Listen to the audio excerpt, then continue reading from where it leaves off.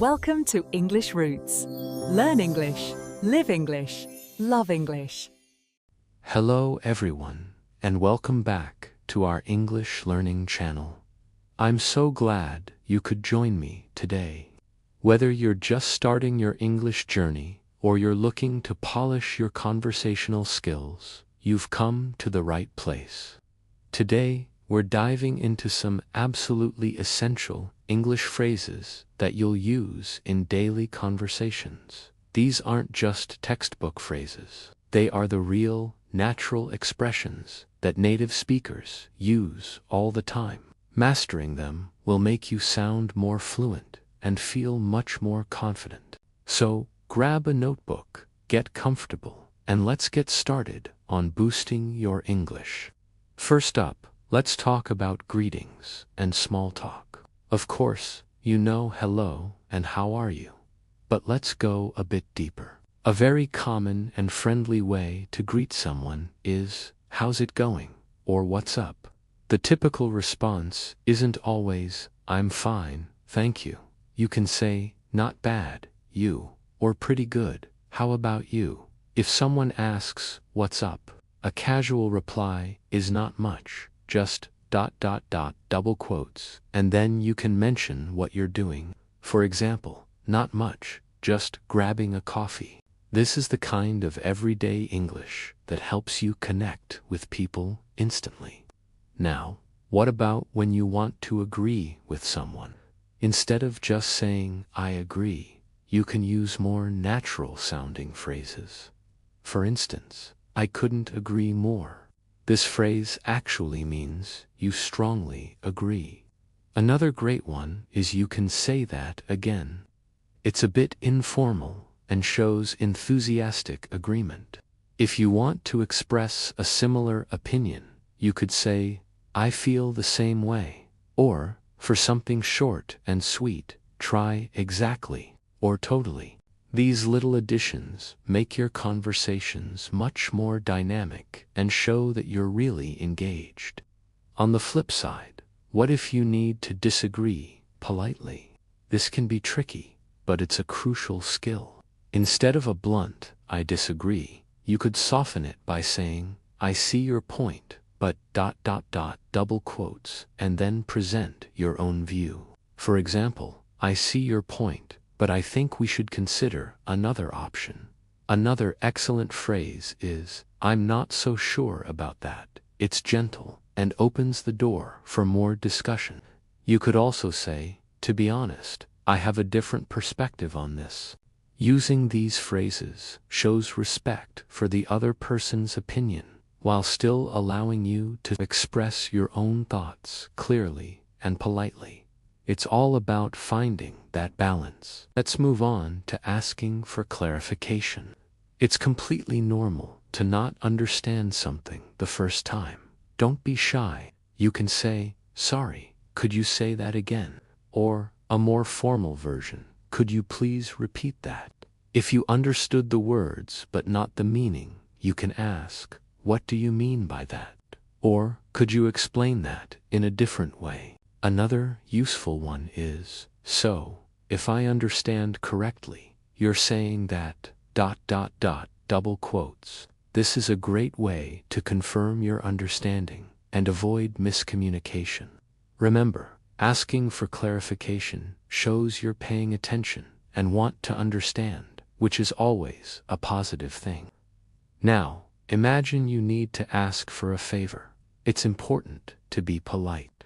A great way to start is, "I was wondering if you could help me with something." Or, "Could you do me a favor?" These phrases prepare the other person that you're about to ask for something. For a smaller request, you could say, "Could you give me a hand with this for a second?" And of course, after they help you, a simple "Thanks so much, I really appreciate it," goes a long way. Showing gratitude is just as important as asking politely. People are always more willing to help someone who is appreciative. What about when you want to give your opinion? We all have opinions, and sharing them is part of any good conversation. You can start with simple phrases like, I think, or I believe, To make it a bit more personal, you could say, in my opinion, or from my point of view, If you want to be a bit less direct, you can use, it seems to me that, For example, it seems to me that this new plan might be difficult to implement. Using these different phrases adds variety to your speech and allows you to express your thoughts with the right level of confidence and nuance. Let's talk about ending a conversation.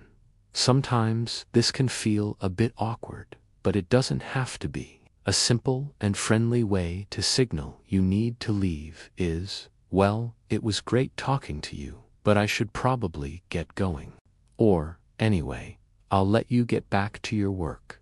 If you want to see the person again, you can add, let's catch up again soon. A very common and casual way to say goodbye is take care, or have a good one. These are much warmer and friendlier than just goodbye. Mastering these will help you leave a positive and lasting impression. Now for a quick review of some of the key phrases we've covered. For greetings, try, how's it going? To agree, use I couldn't agree more. To disagree politely, say, I see your point, but ... When you need clarification, ask, could you explain that in a different way? To ask a favor, start with, I was wondering if you could help me. To give your opinion, say, in my opinion, ... double quotes. And to end a conversation smoothly, try, it was great talking to you. Practice using these phrases in your daily life.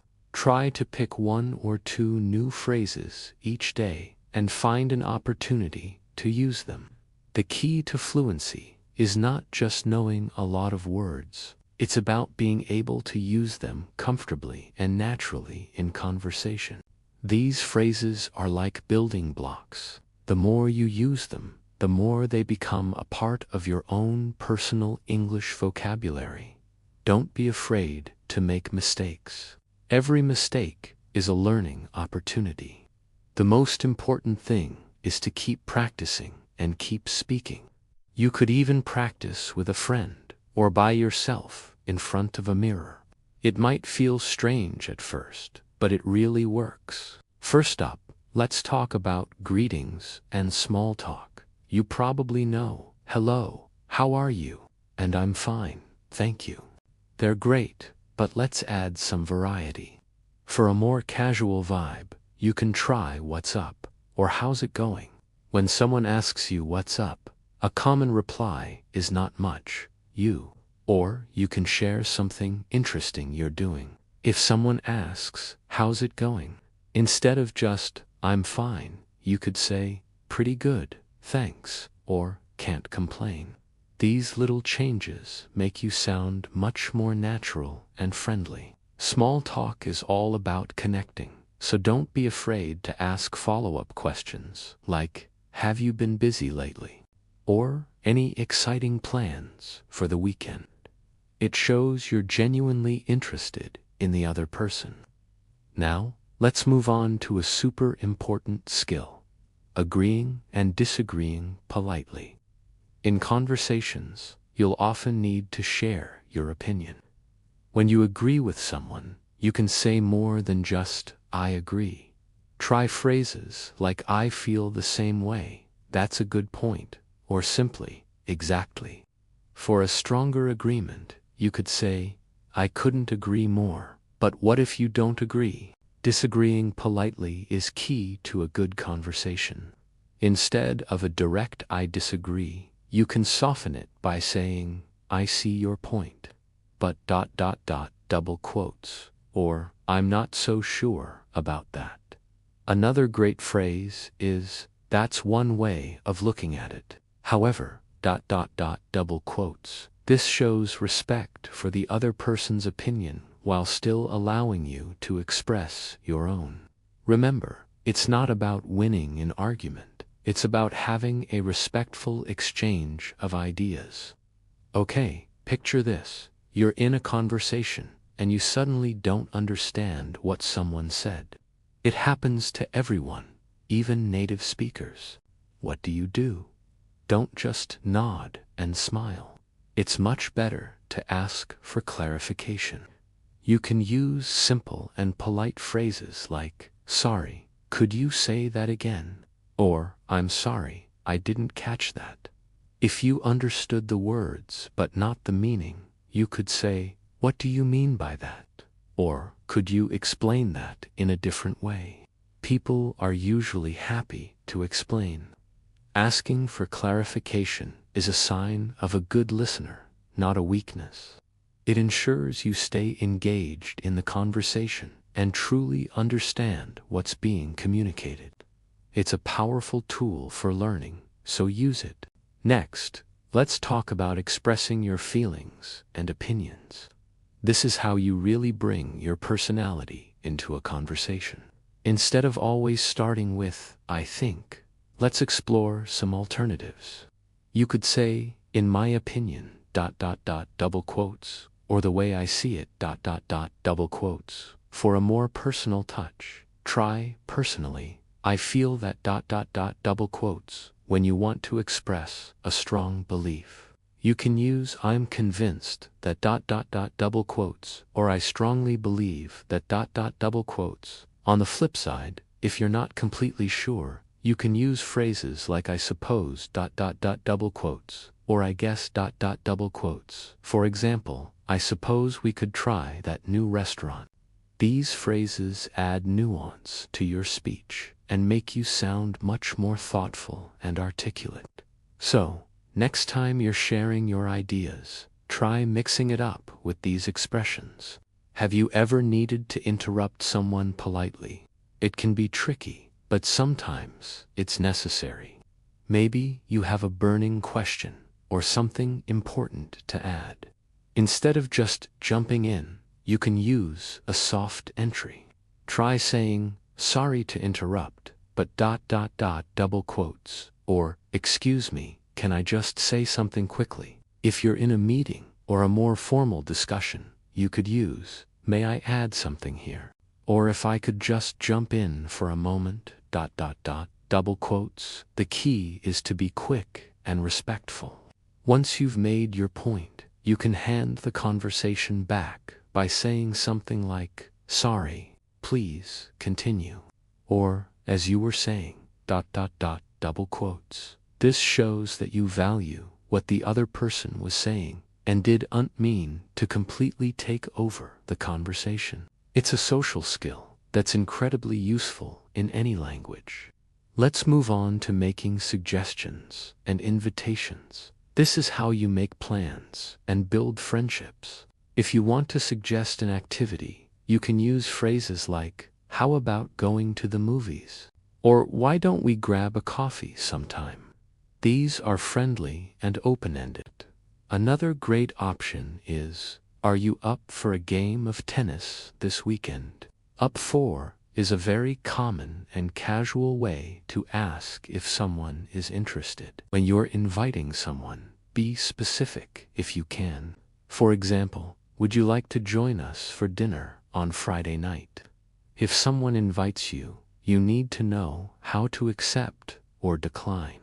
To accept, you can say, "I'd love to, thanks," or "That sounds great." To decline politely, you could say, "I'd love to, but I'm afraid I have other plans," or "Thanks for the invitation, but I won't be able to make it." It's always nice to thank them for the thought. Now for a situation we all find ourselves in, ending a conversation. It can sometimes feel awkward, right? You don't want to seem rude by just walking away. Here are some smooth ways to wrap things up. You can give a reason, like, "Well, I should get going. I have a meeting in 10 minutes." Or you can signal the end by saying, "Anyway, it was great talking to you." A classic and friendly way is, "It was nice catching up with you." Then, you can add a forward-looking statement like, "Let's talk again soon," or "Hope to see you again."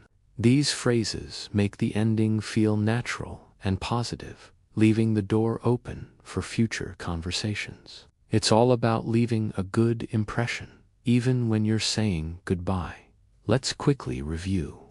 We've covered a ton of useful phrases today. We started with casual greetings, like "What's up?" and "How's it going?"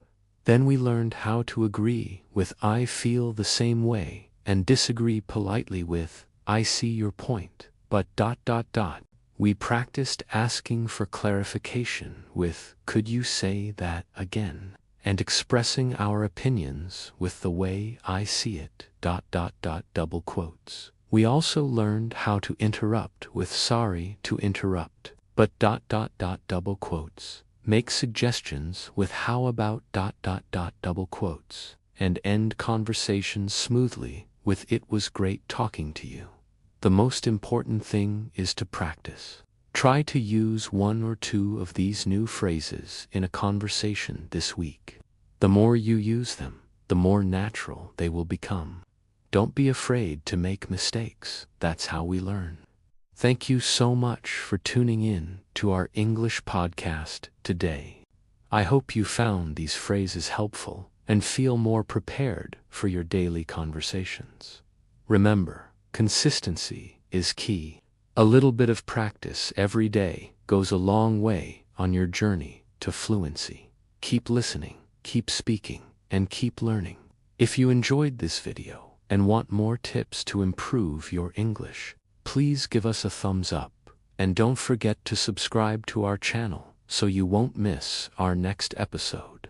We love hearing from you, so leave a comment below with your favorite phrase from today's lesson, or suggest a topic you'd like us to cover next. Thanks again for watching, and see you in the next video. Happy learning! Welcome to English Roots. Learn English, live English, love English.